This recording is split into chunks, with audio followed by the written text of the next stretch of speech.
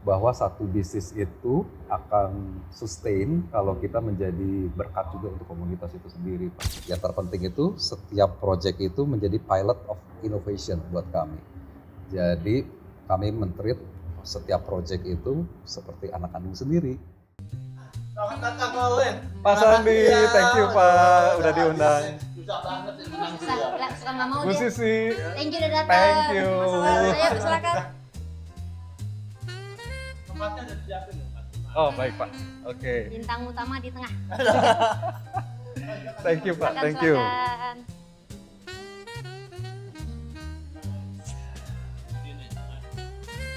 Nah, jauh ya, dari jauh ya. Napas dulu Pak.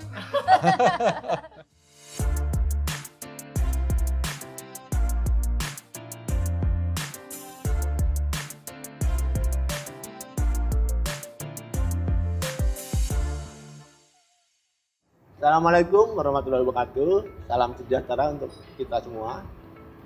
Jumpa lagi kita di talk show Happy Innovator yang biasanya kita lakukan online. Saat ini ada yang berbeda karena kita ingin ada suasana baru gitu. Dan karena kita akan kedatangan tokoh-tokoh, orang-orang hebat yang akan kita perbincangkan gitu. Kita melakukan secara offline. Jadi saat ini kita ada di rooftop Hotel Cihampelas yang disebut Depo Haji. Ini adalah salah satu bentuk hasil karya kolaborasi di antara kami nanti. Sehingga kita ingin mengadakan talk-nya di tempat yang indah ini. Nah, kali ini saya tidak menjadi host karena kita kedatangan salah satu tokoh yang sangat lagi viral sekarang, yaitu Ibu Sisi Primalaila akan menjadi co-host kita, di mana saya sudah sering bekerja sama dengan beliau, sudah sering berkolaborasi, termasuk di hotel kita ini.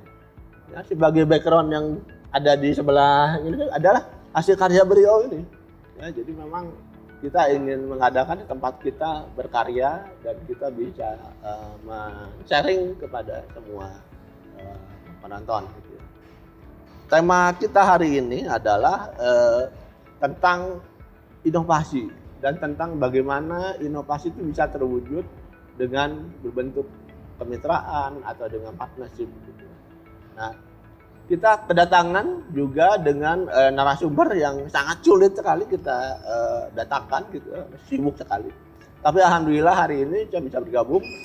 Mungkin nanti kita akan perkenalkan ya oleh Bu Cici untuk Pak Owen. Untuk menyingkat waktu silakan saya serahkan mandat hostnya kepada ibu kita yang cantik ini. Silakan Uni Cici. Terima kasih Pak Sandi untuk kesempatannya.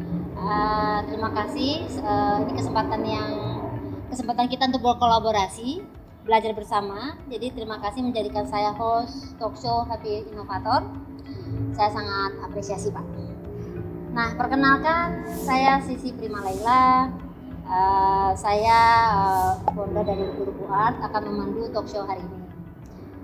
Langsung saja saya perkenalkan kepada narasumber kita kali ini, Pak Owen Fernando. Nah, ini memang jarang sekali muncul ke panggung, Pak. Jadi kita beruntung berhasil menculik beliau. Betul sekali, betul. Mau tampil dan berbagi dengan kita hari ini. Pak Owen Fernando ini adalah co-founder dari Nafa dan juga Swarga Dipa. Betul ya Pak ya? Betul. Boleh saya cerita sedikit saja tentang Pak Owen? Ini akan menarik nanti. Beliau ini S1-nya Teknik Kimia. Jauh banget ya. Unpar, angkatan 98, jauh di atas saya. S2-nya MBA di Madrid, betul ya Pak? Ya. Nah, sekarang menggeluti bisnis di hospitality. Jauh ya? Jauh banget. Buat kami ini jauh. Mungkin nanti Pak Owen bisa jelaskan, ceritakan gimana shiftingnya nih dari tech kim ke hospitality. Oke Pak, silakan diceritakan sedikit. Baik, Jadi background saya sebenarnya sempat berkarir itu di commercial property developer dan kebetulan produk pertama kami itu di bidang hospitality gitu. Di situ saya mulai jatuh cinta dengan dunia hospitality dan saya sangat tertarik untuk mengembangkan hospitality plus ya. Hospitality plus itu maksudnya bagaimana kita bisa berbisnis hospitality tapi kita juga bisa jadi berkat buat lingkungan di sekitar ya. Begitu kurang lebih Pak Sandi. Emang beda. Beda ya kalau kerja pakai jiwa ya Pak. Ya. Mau tanya dulu dong Pak, panggilnya Pak atau Bro atau gimana nih? Mas aja. Mas On, bisa nggak cerita sedikit definisi, persepsi Mas On tentang hospitality? Hospitality ya. Jadi kalau di benak saya atau mungkin juga setuju nih Pak Sandi dan Bu Sisi gitu. Jadi hospitality itu adalah sebuah tempat di mana orang bisa merental untuk menginap. Nah, tapi buat kami itu bukan hanya hospitality bukan hanya sampai di situ gitu. Tapi bagaimana kita bisa membuat tamu-tamu itu merasa ada di rumah keduanya. Gitu. Jadi mereka datang ke sini sudah tidak asing, tapi mereka merasa dilayani, mereka bisa merasa ada di rumahnya sendiri. Sangat comfort, sangat cozy, comfy, dan mereka merasa betah yang penting ya. Jadi ada experience yang berbeda berarti Exactly, di Pak. dalam bisnis itu. Tapi tetap nyaman ya. Tetap nyaman. Boleh tahu Pak sudah berapa lama di bisnis hospitality ini sebelum membentuk Nafa dan Swarga Dipa? Jadi tahun 2013 kita memulai Hotel The Pavilion di Jalan Riau, Kota Bandung. Ya, disitulah mulai terbersit atau mulai saya mencintai dunia hospitality. Cinta dan hospitality ini sangat dekat ya. Udah 3 kali disebut sama dia tuh, sama Mas. Nanti kita gedalami lagi. Baik. Oke kita lanjut ke pertanyaan langsung ya Mas Wan. Apa itu Nafa dan Swarga Dipa? Apa perbedaannya? Baik, jadi Nafa itu adalah satu perusahaan di bidang manajemen dan brand operator ya untuk bidang hospitality. Jadi kami di Nafa itu kami beraku sebagai operator, kami yang melakukan operating terhadap building itu sendiri. Dan yang paling penting itu bagaimana kita bisa mengoptimalkan building itu sebagai hospitality building. Dan yang kedua adalah Swarga Dipa. Jadi Swarga Dipa adalah satu kreatif dan development brandnya dari Nafa. Di situ kami bisa membantu dari desain, branding, strategic operation, bahkan sampai ke pendanaan dari investasi. Apa di situ juga sebagai operator kalau yang Swarga Dipa? Swarga Dipa itu kami lebih fokus sebagai creative lab-nya ya. Oke, kreatif Gitu. lab ya. Creative lab-nya. Itu untuk menemukan Ada pembedanya apa nih antara Nafa dengan Swarga Dipa ini? sebenarnya. Kenapa mesti ada di dua arah yang beda gitu? Baik, jadi Ada kebutuhan apa itu?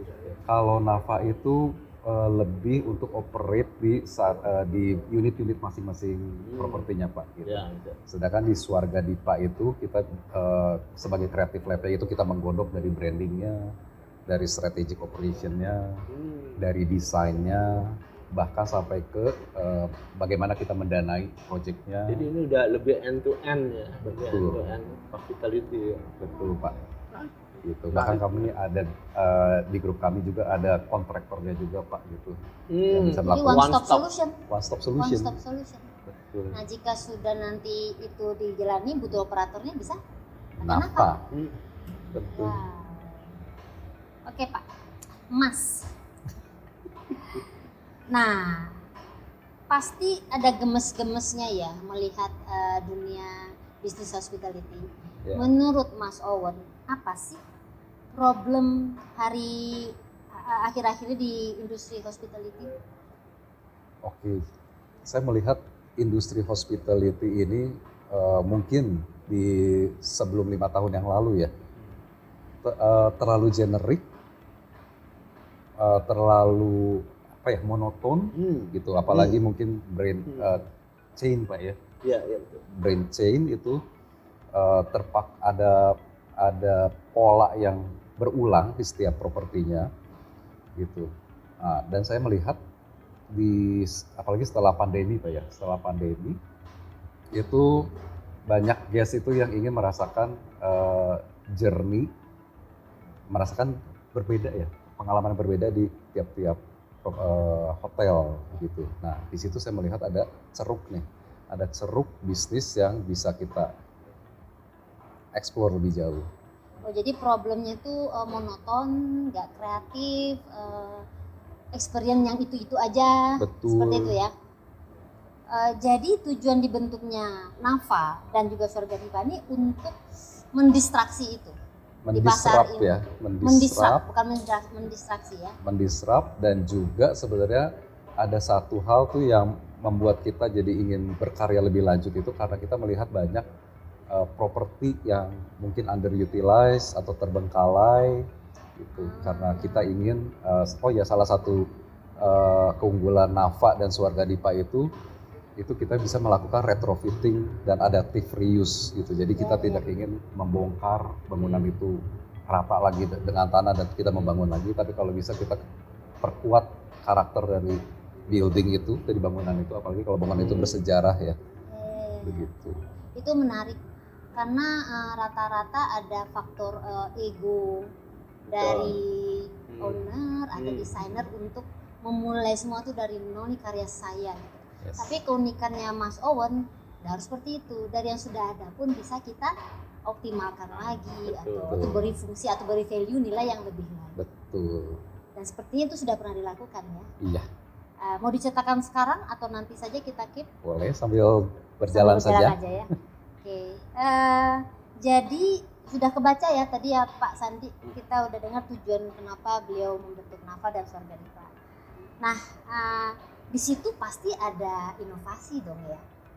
Ya Pak Sandi, pengen tahu dong strategi inovasi servis yang ditawarkan kalau memang mengklaim Nafa dan Swarga ini beda. Jadi kurang lebih strategi kami berkarya itu yang pertama itu melakukan yang pasti tadi yang saya sudah sebut ya, adaptive reuse dan retrofitting. Jadi kita menonjolkan kembali karakter dari bangunan itu yang underutilized. Gitu. Yang kedua itu kita melakukan desain itu selalu melalui design driven approach. Jadi kita melakukan, apalagi Bu Sisi kan di dunia seni ya, di dunia desain juga. Jadi kami menampilkan kekuatan karakter dari building itu dari sisi desain. Ya, contoh seperti ini gitu kan, ada desain Kota Bandung yang dikuatkan, yang ditampilkan di hotel tersebut begitu. Nah, di Swarga Dipa itu kamu melakukan integrasi wellness dan sustainability. Nah, kalau kita bicara sustainability itu kan lebar ya Pak, sangat luas itu. Salah satu konsep sustainability yang kita ingin tonjolkan itu adalah berkelanjutan di sisi komunitas Pak. Gitu. Jadi komunitas gitu. Jadi kami ingin keberadaan kami di lokasi tersebut itu bisa membawa dampak yang besar juga dari komunitas. Jadi kami ada komunitas building di properti yang kami kerjakan gitu. Dan juga yang poin kedua, kami ingin melakukan itu semuanya kalau bisa sourcingnya secara lokal gitu. Contoh kalau di Kota Bandung ya kita cari material dari lokal, tanamannya juga dari lokal, karyawannya juga staff-staff yang terlibat juga orang-orang di sekitar situ. Jadi kami lakukan juga community development itu kurang lebih terus, dan kami juga melakukan kolaborasi lintas industri begitu. Contoh ya kami bekerja sama dengan seniman, kami bekerja sama dengan fashion industry, dengan local wellness industri juga begitu. Itu sebenarnya itu kan bagus ya, sangat ideal. Tapi pada kenyataannya tantangannya juga luar biasa, Mas Owen. Apalagi berusaha ingin memberdayakan semua yang ada di sekitar lokal, potensi lokal. Bisa share tantangannya apa aja dan gimana cara menaklukkan tantangan itu? Yang paling sulit itu emang ya betul tadi yang sourcing SDM secara lokal ya gitu, karena terus terang emang secara lokal itu startup mereka mungkin belum sampai ke standar yang kita butuhkan. Yang kita lakukan itu ya terus terang training secara intensif ya. training intensif, terus bagaimana kita merangkul mereka untuk bisa mengerjakan tugas-tugasnya sesuai standar dari NAFA dan SWOT Pak. Ya, ini testimoni pribadi saya, memang service hospitality yang pernah dikelola oleh Mas Sony memang melekat di hati.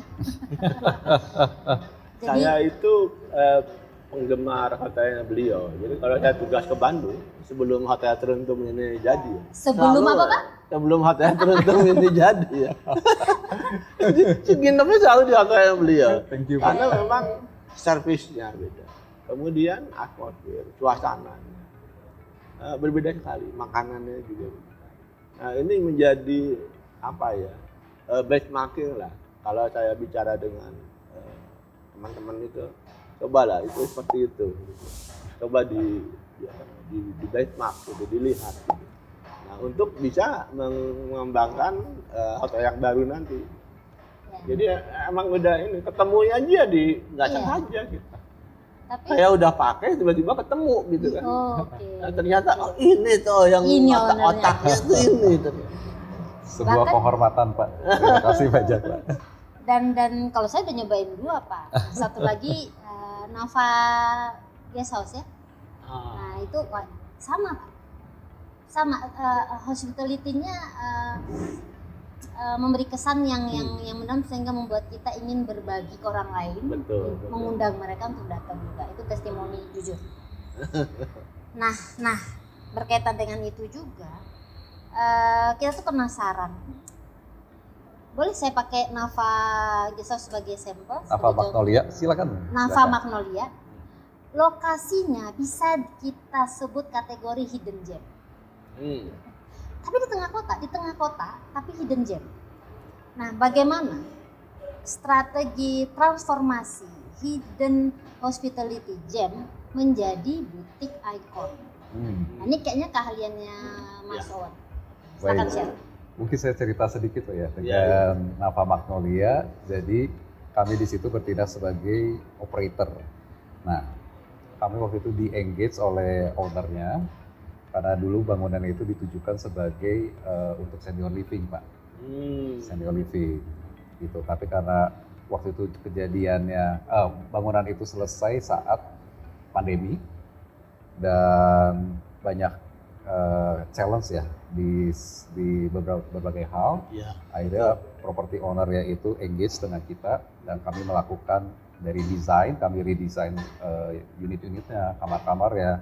Itu kami cari kekuatan dari properti itu seperti apa gitu, dan akhirnya timbullah konsep Nava Magnolia. Walaupun dia berlaku sebagai guest house hanya 19 kamar, tapi kekuatannya itu adalah walaupun dekat dengan kota Bandung, tapi sangat dekat juga dengan alam ya. Ya. Gitu, sangat dekat dengan alam, jadi sangat cocok untuk staycation, sangat cocok untuk orang yang ingin recharge gitu, nggak perlu jauh-jauh, yang perlu sampai 3 jam mungkin dari kota Bandung, hanya 30 menit mungkin, 30 menit sampai 45 menit dari pusat kota bisa sampai ke titik Nava Magnolia. Nah strateginya terus terang waktu kita mulai itu ya kita harus lakukan yang pertama ya dari cukup kecar juga di media sosial gitu, kita panggil juga kita berkolaborasi dengan komunitas-komunitas gitu untuk melakukan aktivasi acara di situ ya. Terus kami juga melakukan edukasi juga khususnya kepada mohon maaf ya orang-orang yang sudah cukup berumur dan memasuki usia pensiun gitu, bahwa nanti ini properti satu saat akan menjadi senior living Pak gitu. Tapi sebelum sampai kita ke sana kita lakukan ya sebagai butik guest house. Waktu itu apa tantangan terbesar waktu mulai menggarap Nava Magnolia? Tantangan terbesarnya apa? Karena kan peruntukan awalnya bukan untuk hospitality secara umum ya. Betul. Tantangan terbesarnya itu pertama emang dari sisi desain, karena kita harus merubah konsepnya dari senior living, kita rubah menjadi boutique hospitality. Ya, untungnya kita bisa mengatasinya lewat tadi design driven approach. Jadi kita lakukan desain walaupun tidak masif ya, tapi kita redesign lagi kamar-kamarnya, kita masukkan amenities yang sesuai dengan standarnya NAFA, Ya. begitu. Yang tadinya mungkin karena ditujukannya sebagai senior living, jadi tidak ada TV di dalam kamar gitu. Tapi karena standar di boutique hospitality ya kita harus masukkan lagi kembali TV. Terus kita lakukan juga perubahan terhadap furniture ya gitu. Dan mungkin tantangan yang terbesar itu kita mesti merangkul orang-orang yang lama dan kita retrain, kita training gitu. Bahkan setelah hampir 1 tahun ya kita masih melakukan training intensif untuk staff-staff yang ada di NAFA Magnolia. Itu kan membutuhkan effort ya. Kan kalau gampangnya kan udah aja masukin orang baru. Tapi kalau Mas Owon enggak, mencoba mengoptimalisasi aset-aset yang sudah ada. Betul. Menarik. Nah, strategi pengembangan NAFA dan Swarga Dipa. Apakah akan diprioritaskan salah satunya atau ini bersinergi satu sama lain? Mungkin bisa di-share juga rencana-rencana masa depannya seperti apa? Oke. Jadi strategi untuk NAFA dan Swarga Dipa ke depannya, terutama Swarga Dipa ingin membangun sebuah konsep wellness hospitality gitu. Jadi kami membangun bukan dengan kecepatan ekspansi, tapi dengan kekuatan kolaborasi. Gitu. Jadi NAFA dan Swarga Dipa itu tumbuh dengan prinsip asset light, tapi value deep. Gitu. Maksudnya kita tidak menginvestasikan terlalu besar terhadap aset itu sendiri, gitu dengan pembangunan yang sangat berlebihan. Tapi kami ingin menaruh value-value yang bisa kita garis bawahi atau kita bold, gitu supaya value-value itu menular dan juga bisa tersampaikan ke customer kami, gitu. Oke. Nah, jadi artinya kami nggak harus punya semua aset, tapi kami bisa punya kapasitas untuk menghidupkan sebuah aset yang terutama yang under value, begitu. Nah, langkahnya itu pertama kami membangun tim lintas disiplin. Sudah pasti kami berkolaborasi dengan arsitek, kami berkolaborasi dengan seniman, kami berkolaborasi dengan orang-orang yang sudah punya pengalaman di bidang hospitality sebelumnya, gitu. Bahkan kami bisa berkolaborasi dengan petani setempat, Pak, gitu. Karena kami punya konsep ada farm to table, begitu di lokasi di titik-titik tertentu. Nah, jadi kami sangat luas pintu kolaborasinya. Dan juga kami juga fokus ke niche properties, jadi hotel dengan kamar yang sangat limited, Pak, gitu, tapi punya value. Maksudnya orang jadi punya rasa, oh ini kamarnya sangat sedikit ya, gitu. Itu yang bisa mendriven kita punya value juga. Nah, terus tadi yang saya jelaskan juga ada model kolaboratif, jadi pemilik properti itu yang bisa menyediakan bangunannya. Kami membawa konsep, desain, dan manajemen, bahkan sampai ke investasi juga. Nah, dan yang terpenting itu setiap project itu menjadi pilot of innovation buat kami.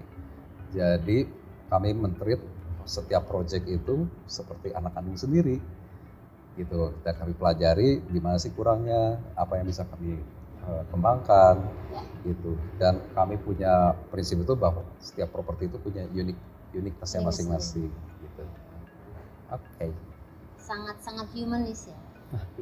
Jadi ini yang menarik ya, Sisi ya, karena pendekatannya itu lebih ke komunitas, lebih ke kolaborasi. Jadi saya jadi bertanya gitu, dengan menggunakan strategi ini, apakah memang jadi strategi untuk membedakan dengan operator atau produk yang lain, atau hasil dari apa nih sampai oh saya harus begini gitu? Ya. Kalau saya secara pribadi, Pak, saya sangat percaya akan kekuatan komunitas, Pak, gitu. Dan bahwa satu bisnis itu akan sustain kalau kita menjadi berkat juga untuk komunitas itu sendiri, Pak. Gitu. Jadi mungkin value ini yang kita selalu bawa di masing-masing project. That's the point. Value-nya itu yang membedakan dengan yang lain. Jadi kita pengen tahu kunci sukses atau value yang dipegang oleh Mas Owon terkait strategi pengembangan NAFA dan Swarga Dipa itu rahasianya apa? Kalau Swarga Dipa dan Nafa ini, kami sangat berpegang teguh terhadap 3 pilar dalam berbisnis. Yaitu pilar pertama itu harus bertanggung jawab secara finansial, tentu saja Pak ya. Oh, Kalau ya, nggak, udah pasti ya. sudah pasti, kalau nggak pasti kolaps bisnisnya. Nah itu pilar-pilar kita dalam berbisnis. Nah tapi yang tidak kalah pentingnya ada 2 lagi pilar nih. Yang pertama itu kita harus tanggung jawab secara lingkungan, dan yang kedua itu kita harus tanggung jawab secara sosial. Nah, 3-3 ini harus menjadi kesatuan dalam kita berbisnis. Jadi yang nomor 2 itu terkait dengan sustainability. Ya, Nah yang ketiga ini terhadap sosial jarang yang perhatian. 3-3-nya sustainability, Bu. Oh, Iya. Supaya sustain ya kita harus secara bisnis profit, secara lingkungan juga kita harus bertanggung jawab. Jadi kita tidak merusak alam, tapi kita respect nih terhadap alam. Jadi kita membangun itu mengikuti alam. Ya, contoh sederhana itu kita tidak. Nah, ini pertanyaan sangat menarik yang biasa dilempar arsitek kepada saya. Pohon ngikutin bangunan atau bangunan ngikutin pohon? Ya. Nah, itu selalu diinin kepada para arsitek gitu kan. Yes, Dan gitu. jawabannya? Bangunan harus ngikuti pohon. Wow. Itu. Nah, yang ketiga ya kita harus bertanggung jawab secara sosial, yaitu tadi kembali ke community development. Gitu. Karena bagaimanapun kalau kita punya project ada masyarakat yang hidup di situ. Yes. Iya. Nah, kalau kita jadi alien buat mereka ya tentunya enggak. Jadi simpati dan empati itu nggak boleh hilang walaupun kita fokus di bisnisnya ya. Betul. Mantap. Keren. Nah, tadi saya catat yang menjadi ciri khas dari Swarga Dipa ini adalah konsep wellness dan sustainability. Yes. Apa hubungan wellness dan hospitality menurut Mas Owen? Nah, kalau saya melihat, apalagi setelah pasca pandemi ya, tadi jadi tamu-tamu ini lebih mencari guest experience yang lebih, yang unik, gitu. Dimana kita juga bisa masukkan konsep wellness Pak, gitu. Dan juga kalau kita lihat tren di luar sana, orang-orang itu hanya, terutama untuk yang leisure Pak ya, untuk yang leisure itu orang-orang mencari konsep wellness hospitality, di mana orang di situ selain bukan hanya untuk tidur, tapi mereka mendapatkan pengalaman di Pampers, untuk recharge, mungkin bisa menyendiri, kembali ke alam, mendapatkan energi baru. Bahkan di konsep yang wellness yang sedang kita kembangkan, di situ kita juga melakukan konsep wellness itu untuk mind, body, and soul, Pak.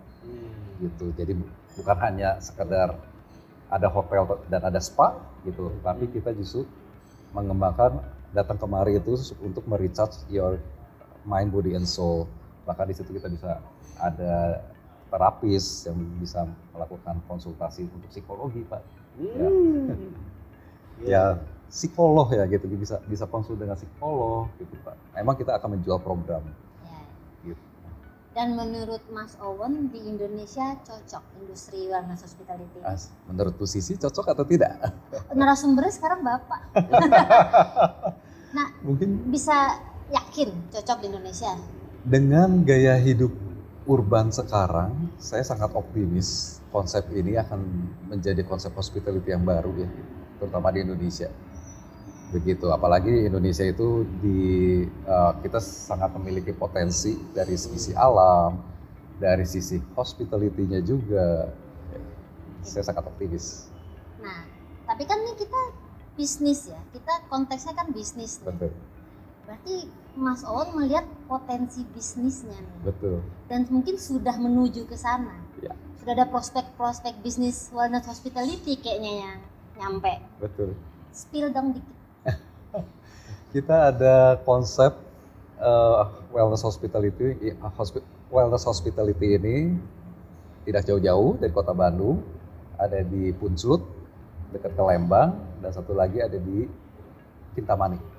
Kintamani. Bali. Ya. Jadi 2 ini lagi digarap. Sedang kita Optimis ya? garap. Oh, sangat optimis. Kenapa optimis? Share dong. Kenapa optimis? Apakah maksudnya gini, optimis itu kan berarti kan sumber dana lancar, Iya. SDM mumpuni gitu, betul? Betul.